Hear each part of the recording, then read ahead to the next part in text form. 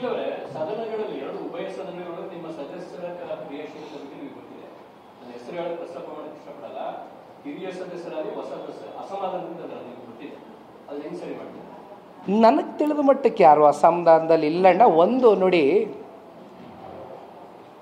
ಸಾಕಷ್ಟು ಜನ ಅವರ ಕ್ವಶನ್ ಅವರ್ನಲ್ಲಿ ಅವ್ರಿಗೆ ಸಿಕ್ಕಂಥ ಒಂದು ಅವಕಾಶಗಳೇನಿತ್ತು, ಆ ಒಂದು ಹೌಸ್ನಲ್ಲಿ ಅವರು ಕೆಲವೊಂದಷ್ಟು ಇಲಾಖಾವಾರು ಅವರ ಕ್ಷೇತ್ರಕ್ಕೆ ಸಂಬಂಧಪಟ್ಟಂತೆ ಪ್ರಶ್ನಾವಳಿಗಳು ಕೇಳಲಿಕ್ಕೆ ಅವಕಾಶಗಳೇನಿತ್ತು, ಅವೆಲ್ಲದರಲ್ಲೂ ಕೂಡ ಭಾಳ ಸಕ್ರಿಯವಾಗಿ ಪಾಲ್ಗೊಂಡಿದ್ದಾರೆ. ಈಗ ಹೊಸದಾಗಿ ಗೆದ್ದಿರ್ತಕ್ಕಂಥ ಶಾಸಕರ ಸಂಖ್ಯೆ ಜಾಸ್ತಿ ಇದೆ ಈ ಸಲ ಜನತಾದಳ ಪಕ್ಷದಲ್ಲಿ. ಅದರಲ್ಲಿ ಬಹುತೇಕರು ಭಾಳ ವಿಷಯಾಧಾರಿತವಾದಂಥ ಚರ್ಚೆಗಳು ಸದನದ ಒಳಗಡೆ ಮಾಡಿರ್ತಕ್ಕಂಥದ್ದು ಕೂಡ ನಾವು ನೋಡಿದ್ದೇವೆ. ಹಾಗಾಗಿ BJP ಮತ್ತು JDS ಇಬ್ಬರೂ ಕೂಡ ಒಟ್ಟಾಗೆ ಸದನದಲ್ಲಿ ಸರ್ಕಾರದ ವೈಫಲ್ಯತೆಗಳ ಬಗ್ಗೆ ಮಾತನಾಡಿರ್ತಕ್ಕಂಥದ್ದು ಹಲವಾರು ಸಂದರ್ಭದಲ್ಲಿ ನೋಡಿದ್ದೇವೆ. ನಮ್ಮಲ್ಲಿ ಆ ರೀತಿ ಯಾರು, ಏಕೆಂದರೆ ನೀವು ಹಿಂದಿನ ದಿನ ಸದನ ಪ್ರಾರಂಭ ಆಗಲಿಕ್ಕಿಂತ ಮುಂಚಿತವಾಗಿ ಹಿಂದಿನ ದಿನ ಕೇಂದ್ರದ ಸಚಿವರು ನಮ್ಮ ನಾಯಕರಾದಂಥ ಸನ್ಮಾನ್ಯ ಕುಮಾರಣ್ಣ ಅವ್ರ ಜೊತೆಯಲ್ಲಿ ಎಲ್ಲರೂ ಕೂತು ಸದನದಲ್ಲಿ ಯಾವ ರೀತಿ ಸರ್ಕಾರ ಈ ಹಿಂದೆ ಯಾವ ರೀತಿ ಎಡವಿದೆ, ಯಾವ ರೀತಿ ಸರ್ಕಾರಕ್ಕೆ ಒಂದು ಎಚ್ಚರಿಕೆಯನ್ನು ಕೊಡ್ತಕ್ಕಂಥ ನಿಟ್ಟಿನಲ್ಲಿ ನಾವು ಹೋರಾಟ ಮಾಡಬೇಕು ಅಂತಕ್ಕಂಥದ್ರ ಬಗ್ಗೆ ಸನ್ಮಾನ್ಯ ಕುಮಾರಣ್ಣ ಅವರು ಸುದೀರ್ಘವಾಗಿ ಕೂತ್ಕೊಂಡು ಮಾತಾಡಿದರು. ಅದರಂತೆ ಎಲ್ಲರೂ ಕೂಡ ನಮ್ಮ ಶಾಸಕರು ಅವರ ಲಿಮಿಟೇಷನ್ಸ್ ಏನಿದೆ ಆ ಲಿಮಿಟೇಷನ್ಸ್ಗೆ ತಕ್ಕಂತೆ ಅವರು ಕೂಡ ಸದನದಲ್ಲಿ ಕೆಲವೊಂದಷ್ಟು ವಿಚಾರದ ಬಗ್ಗೆ ಪ್ರಸ್ತಾವನೆ ಮಾಡಿರ್ತಕ್ಕಂಥದ್ದು ನೋಡಿದ್ದೀವಿ.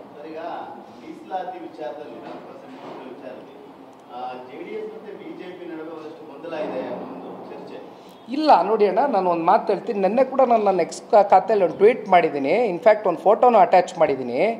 ಗವರ್ನರ್ಗೆ ನಾವು ಹೋಗಿ ಒಂದು ಡೆಲಿಗೇಟ್ ಏನು ಹೋಗ್ತೀವಿ ಗವರ್ನರ್ಗೆ ಒಂದು ಮೆಮೊರೆಂಡಮ್ ಕೊಟ್ಟು ಬರಲಿಕ್ಕೆ, ಆ ಸಂದರ್ಭದಲ್ಲಿ ನಮ್ಮ JDLP ನಾಯಕರು ಸುರೇಶ್ ಬಾಬಣ್ಣ ಅವರ ನೇತೃತ್ವದಲ್ಲಿ ಹಲವಾರು JDSನ ಶಾಸಕರು BJP ಜೊತೆ ಒಗ್ಗೂಡಿ ಹೋಗಿದ್ದೇವೆ. ನನಗೆ ಈ ಮಿಸ್ಕಮ್ಯುನಿಕೇಷನ್ಸ್, ಈ ಸ್ಪೆಕ್ಯುಲೇಷನ್ಸ್ ಎಲ್ಲಿಂದ ಬಂತು ಅನ್ನೋದಕ್ಕೆ ನಿನ್ನೆ ದಿನ ಸನ್ಮಾನ್ಯ ಕುಮಾರಣ್ಣ ಅವರು ಕೂಡ ಇದ್ರ ಬಗ್ಗೆ ಅವ್ರ ಎಕ್ಸ್ ಖಾತೆಯಲ್ಲಿ ಟ್ವೀಟ್ ಮಾಡಿದಾರಣ್ಣ. ಈ ವಿಚಾರವಾಗಿ ಅವರು ಬೇಕು ಬೇಡ ಅನ್ನೋ ಪ್ರಶ್ನೆ ಏನಿಲ್ಲ. ನಾವು ಮಿತ್ರ ಪಕ್ಷವಾಗಿ ಒಟ್ಟಾರೆಯಾಗಿ ಯಾವುದೇ ವಿಚಾರಗಳಿರ್ಬೋದು ಒಗ್ಗಟ್ಟಾಗಿ ನಾವು ಕಾಂಗ್ರೆಸ್ನ ವಿರುದ್ಧವಾಗಿ ಹೋರಾಟವನ್ನು ಮಾಡ್ತೇವೆ. ಸದನದ ಒಳಗಡೆ ಇರ್ಬೋದು ಹೊರಗಡೆ ಇರ್ಬೋದು, ಎರಡು ಕಡೆ ಮಾಡಿದ್ದೇವೆ.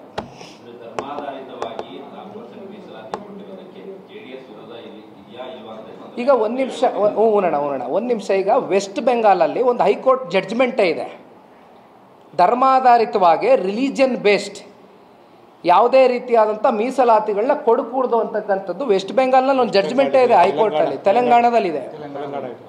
ಹಾಗಾಗಿ ನಾವು ಹೇಳ್ತಾ ಇರ್ತಕ್ಕಂಥದ್ದು ಇಷ್ಟೇ, ನಾವು ಬೇರೆ ರೀತಿ ವಿರೋಧಿಸ್ತಾ ಇಲ್ಲ. ಈಗ ಹಲವಾರು ಸಮುದಾಯಗಳು ಹಿಂದುಳಿದಿರ್ತಕ್ಕಂಥವು, ಆರ್ಥಿಕವಾಗಿ, ಶೈಕ್ಷಣಿಕವಾಗಿ, ಸಾಮಾಜಿಕವಾಗಿ ಎಲ್ಲ ರೀತಿ ಹಿಂದುಳಿದಿರ್ತಕ್ಕಂಥ ಸಮುದಾಯಗಳಿದೆ.